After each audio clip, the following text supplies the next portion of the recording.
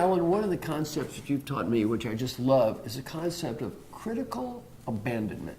Can you share with our viewers, what does that mean? I know you found that phrase fascinating. I love yeah. it. Well, I didn't think of it before. You know, if you buy our book, you're entitled to one complicated phrase, and that's our phrase.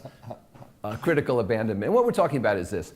You can't go through life continually packing your bag, putting things in your backpack, and expect to keep the same kind of velocity and acceleration. And so there are times when you have to give some things up. And of course, we don't think you should give up happiness, we don't think you should give up good friends, but too many people do things because they feel they should do them. It's an obligation. They're necessary evils, and we convince ourselves that we should do it. It's part of the sacrifice we talk about that really shouldn't be happening. And so we go to meetings we don't want to go to. We hang out with people who we really don't want to hang out with. We put up with even family discussions that we don't want to put up with. You know, why get together even on a holiday if you know it's going to end up in a drunken feud, right?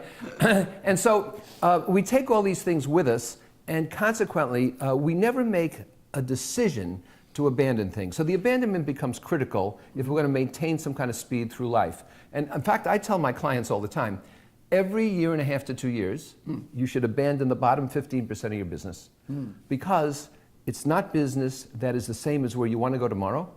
You're keeping it because it's like a pet, you know, unconditional love, and you don't need it anymore. In fact, you're probably doing them a disservice by continuing to deal with them. That's a very good concept, you know, critical abandonment.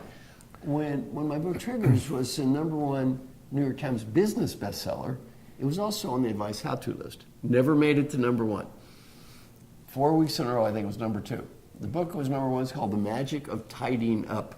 I know. I hated that. See, I wouldn't admit that. She beat me every week. I was pounded by I refer to her as the tidy queen from hell. Right? She just pounded me every week. The magic of tidying up. Oh, the worst story is one day I come home, and my lovely wife Lyda is there, and I look on the desk, and what do I see? She has bought the book. Nice of her. My own wife. Nice of her. I'm going, you're siding with the enemy, my own wife. How can you do this? Well, in the book, The Magic of Tidying Up, though, she does make a good point. That's one reason the book is so popular, critical abandonment. You know what she says? You go through your life and you ask yourself, does this object bring me joy? And if the answer is no, why is it in my house? Yeah, why do I have it? Get rid of it. Yep. And it's kind of the anti-hoarder book. So I love your concept of critical abandonment. I think we can apply it in so many ways. You can apply it with our customers.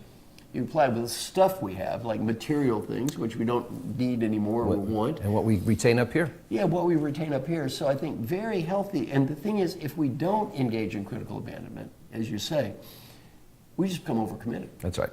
Because if we're just creating and preserving and we're not eliminating, we're constantly overcommitted. So I love the concept of critical abandonment. Now, you know, if you have baggage with you and you're on the train and you just drop the baggage, it's still going as fast as you are on the train. You have to throw it out of the train and risk killing a cow, but you have to get rid of it and start to pack new baggage, right? I love it.